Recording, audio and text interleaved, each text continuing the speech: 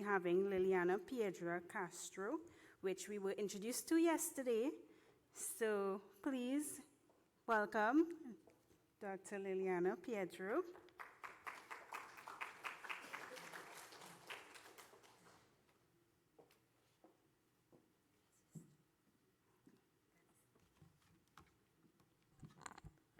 Bueno, muy buenas tardes. Muchísimas gracias por la oportunidad de poder compartir el trabajo que realizamos en Costa Rica desde la Escuela de Ciencias Biológicas de la Universidad Nacional.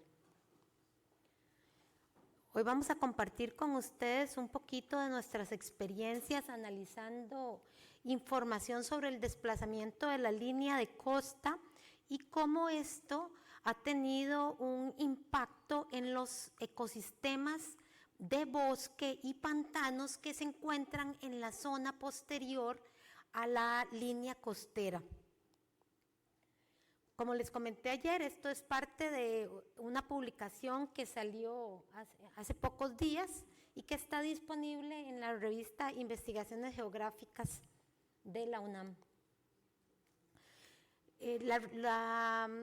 La temática que vamos a abordar es el tema de la erosión y por qué eso es importante para Costa Rica. Vamos a hacer un breve recorrido por el Caribe Sur porque ayer hablamos un poquito de ellos. Vamos a hacer una breve presentación de los métodos que utilizamos en los dos trabajos que les vamos a presentar. Vamos a discutir sobre las tasas de erosión y el desplazamiento de la línea de costa y la valoración de los impactos de la erosión sobre los bosques costeros. Y vamos a compartir con ustedes algunos retos y perspectivas que consideramos que son importantes para el país y que nos llevan a estar trabajando en el concepto de monitoreo de lo que ocurre con esta erosión costera y desplazamiento de la línea de costa. Bueno, todos sabemos qué es la erosión costera, creo que eso lo hemos discutido muchísimo en estas sesiones, pero para nuestro país la erosión costera representa una amenaza. Costa Rica en los años 70 dependía exclusivamente de la actividad agrícola. Su economía estaba sustentada en el café. Hoy, en el año 2023, la economía de Costa Rica está sustentada en el turismo y posterior a la pandemia, el turismo se concentró en el Caribe de Costa Rica. Ya la gente no quiere ir tanto al Pacífico, donde tenemos grandes desarrollos hoteleros, donde tenemos megaproyectos y hoteles de todo incluido, sino que quieren ir a la paz y la tranquilidad del Caribe, donde tenemos pequeños emprendimientos comunales, donde todavía las poblaciones están decidiendo el modelo de desarrollo que quieren seguir. Entonces, el turismo en Costa Rica hoy está concentrado en esta área y es el área de mayor impacto de los procesos de erosión costera en nuestras costas.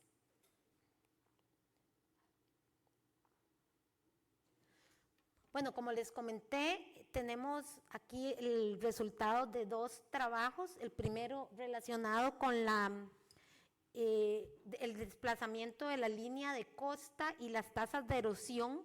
Trabajamos con 80 imágenes entre fotografías aéreas e imágenes satelitales de Rapid Eyes, Worldview 2 y 3 y Sentinel 2.A y procesamos solamente imágenes que tuvieran nubosidad menor al 80% porque el Caribe es sumamente lluvioso y siempre vamos a encontrar muchas nubes. Por eso solo trabajamos 80 imágenes. Tenemos imágenes desde el año 1960 con las primeras fotografías aéreas que tomó el Instituto Geográfico Nacional. Tenemos imágenes de 1976, de 1998, del 2005, del 2011, del 2018 y del 2023. Utilizamos un total de 150 puntos de control verificados en el campo para validar esas imágenes satelitales y analizamos un área de 85 kilómetros, perdón, una longitud de costa de 85 kilómetros que dividimos en dos grandes grupos, del centro del país en el Caribe, de Limón al río Estrella, el río más grande que tenemos en el Caribe, y del río Estrella al río Zixaola, que es el límite entre Costa Rica y Panamá. Evaluamos las tasas de erosión con el DSAS 4.3 y utilizamos 1.543 transectos ortogonales de 50 metros de separación. También calculamos el movimiento neto de la línea de costa. Y para la segunda investigación, trabajamos en la zona de bosque y pantanos, que es, como les comenté ayer, es sumamente denso y pristino en la zona. Trabajamos en las dos áreas protegidas, el Parque Nacional Cahuita y el Refugio Nacional de Vida Silvestre Gandoca-Manzanillo, donde desarrollamos 70 parcelas circulares de 15 metros de diámetro, con 18 transectos de 200 metros de longitud en cada uno de los sitios. Analizamos la riqueza, el DAP, identificamos las especies, hicimos la estructura vertical y horizontal de la vegetación, la densidad y el número de individuos por familia. Estudiamos también la salinidad del suelo, el pH, el oxígeno disuelto en los cuerpos de agua cuando los encontramos, cuando habían pantanos, la conductividad eléctrica, la resistividad, y en el suelo estudiamos la textura. Hicimos un escalamiento métrico decimal, aplicamos Bay-Curtis para la similitud de las especies y hicimos un proceso analítico jerárquico a fin de definir redundancia ecológica. Ahí está la distribución de nuestras parcelas dentro del bosque. Y recuerden que dijimos ayer que teníamos 200 metros que estaban protegidos por el Estado y por eso el criterio de 200 metros para establecer las parcelas. Ahí tenemos las tasas de erosión, tanto en el Parque Nacional Cahuita, que lo tenemos al lado derecho de ustedes, como del Refugio Nacional de Vida Silvestre Gandoca-Manzanillo, que está a la izquierda. Las tasas de erosión se movieron entre 0,44 metros por año y 2,07 metros por año, y en el caso de Gandoca y en el caso del Parque Nacional Cahuita de 0,48 a 0,88 metros por año. En los mapas pequeñitos que tenemos en la parte de abajo, tenemos graficados aquellas zonas donde se concentraron los hotspots de erosión para los dos sitios entre el periodo 2017-2021 que se utilizaron con verificación de campo. En este caso tenemos aquí los sitios donde detectamos cambios en la variación de la línea de costa. Perdón, el título se nos quedó ahí, pero realmente lo que está representando es la variación en la línea de costa, y tenemos los puntos donde esta línea de costa cambió más. Encontramos que hay unos sitios muy particulares asociados con el río Zixaola y el río Estrella, donde lo que tenemos son puntos fríos de erosión, o sea, lo que tenemos es acreción. ¿Y esto qué significa? Que estos ríos están trayendo sedimentos al área del Pacífico, del Caribe, pero quizá no sea suficiente sedimento, a pesar de que por años les hemos dicho a los que siembran banano y plátano en la zona que ellos están generando demasiada erosión y que están dañando mucho nuestros ecosistemas marinos.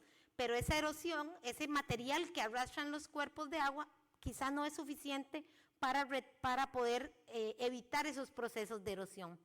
Bueno, otro elemento importante es que no todas las playas que tenemos son de origen terrígena, sino que tenemos playas que son de origen biogénico. Entonces, a lo mejor la arena que tiene que salir del mar no nos está llegando. Y tenemos varios sitios donde es muy importante o se concentran estos procesos de erosión. También evaluamos in situ las tasas de sedimentación en los arrecifes coralinos y para nuestra sorpresa lo que hemos observado es un aumento del sedimento que está en la columna de agua, probablemente asociado a todo el material que sale de los ríos, pero además de las partículas más livianas que se erosionan de las playas. En relación con el movimiento de la línea de costa, tenemos de 5,36 metros por año en Gandoca, donde tenemos el mayor desplazamiento de la pérdida de costa, y recordemos que esta era la playa importantísima para la tortuga baula, para el anidamiento de la tortuga baula.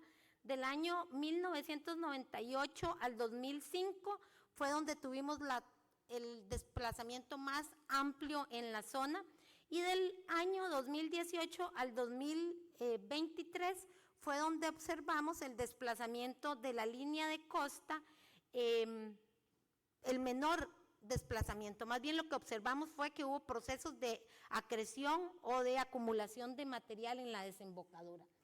En el cuadro tenemos las variaciones entre periodos, entre el periodo 1960 y 1976, donde vimos que pasó de procesos de erosión hasta procesos de acreción. En el caso de Gandoca Manzanillo, por ejemplo, de 1998 al 2005, observamos esa misma tendencia, procesos de acreción y procesos de erosión. En el caso del año 2011 a 2018, estamos observando una tendencia similar, hay de los dos procesos. Y en el caso del 2018 al 2023, observamos también esos dos procesos, pero vean que lo que cambia es la magnitud con la que ocurren esos procesos. Se está erosionando y se está sedimentando con una magnitud muy grande, con unos cambios muy importantes, y eso tiene impactos enormes en la biodiversidad. No quería concentrarme en los perfiles. Esta figura la vimos ayer también, y lo que observamos son los puntos de erosión en los sitios, y esta vez incluimos desde el año 2013 hasta el año 2022, donde se observa un aumento de los sitios donde está ocurriendo la erosión. Bueno, y esa erosión y esos cambios y esas variaciones en la magnitud de la erosión y la acreción, ¿por qué son importantes? Y es que básicamente tenemos una zona con bosques costeros, y esos bosques costeros están todos los días recibiendo el golpeteo del oleaje, el agua de mar está pasando la duna, está ingresando a los pantanos que tenemos ahí, y están generando algunos cambios interesantes que esperamos poder evaluar a más largo plazo, porque esta es la línea base, ¿verdad? Pero nos da algunas ideas. Por ejemplo, cuando vemos la salinidad en la parcela más cerca de la costa, vemos que tenemos una salinidad alta. Bueno, alta no, pero la más alta de todas las parcelas. Y estamos hablando de sitios que son principalmente de agua dulce, de suelos que no estaban salinizados. Entonces, esto nos da una idea de que el agua de mar, de que la arena está entrando al sitio y puede estar cambiando la comunidad.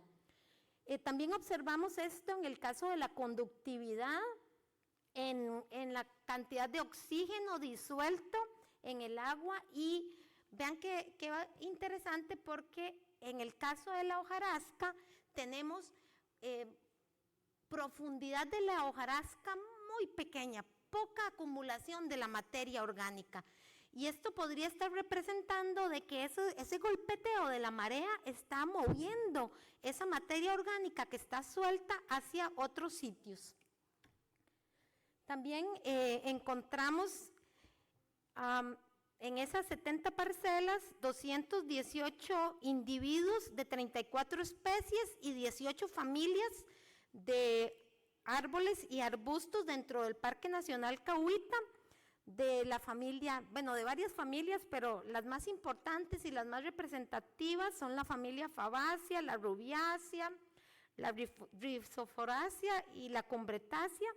En el caso de Gandoca Manzanillo, observamos 308 individuos de 40 especies y 21 familias, de las que ya también habíamos encontrado en Cahuita, pero adicionalmente encontramos la familia Moracia y Lesitidacia, más 4 familias que se presentaron únicamente en Gandoca.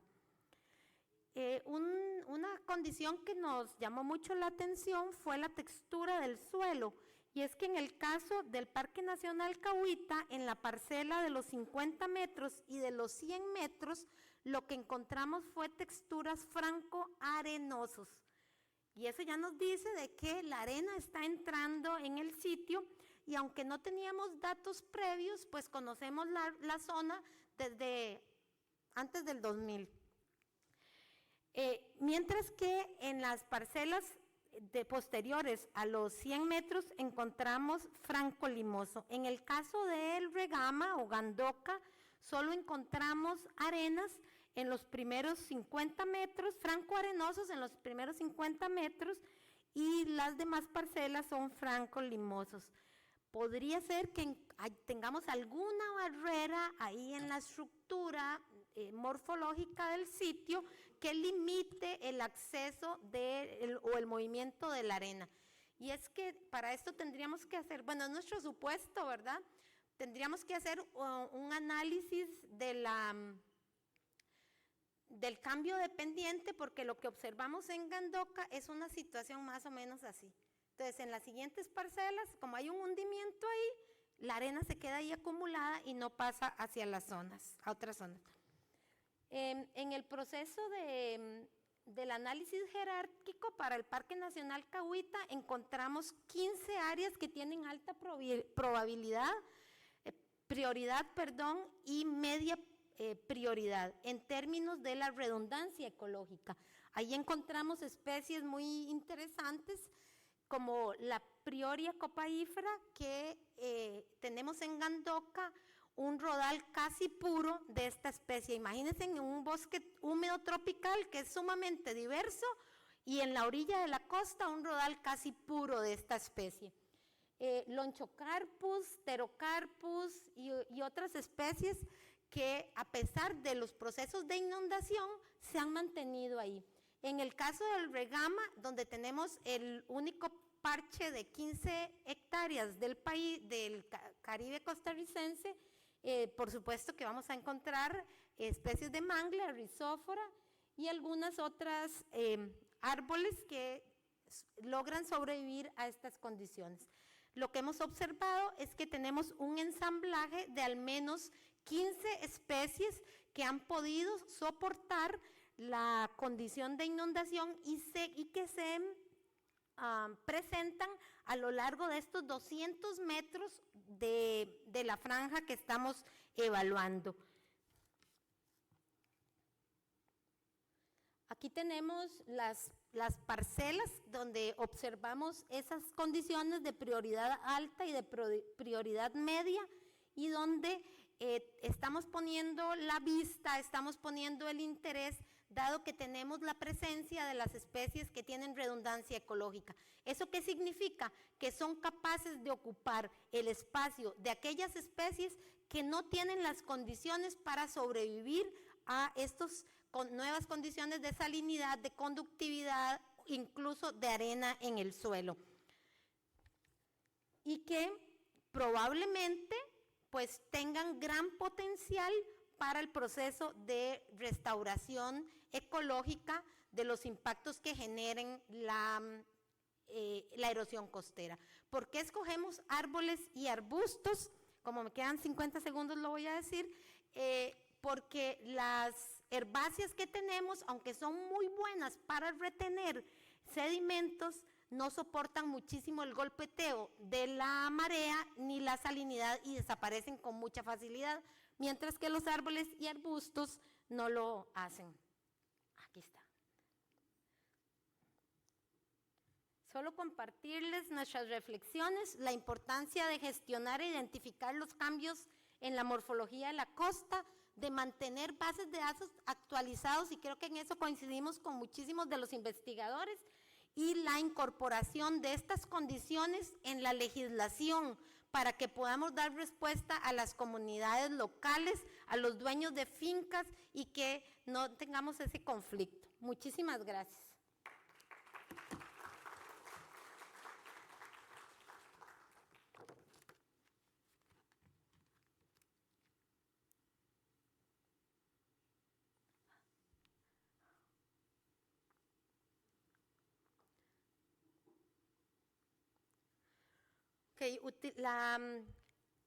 Lo que hacemos es que tomamos con un barreno, tomamos la muestra de suelo y la llevamos al laboratorio.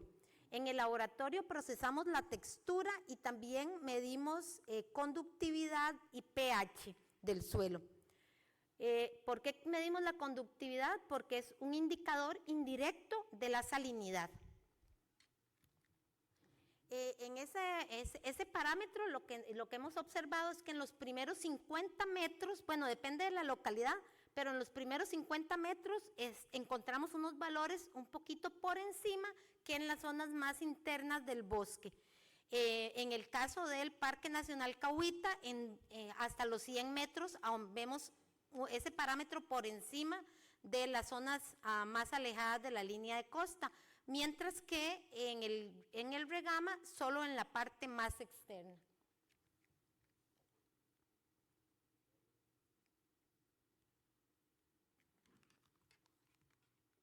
Pues muchas gracias por no preguntar.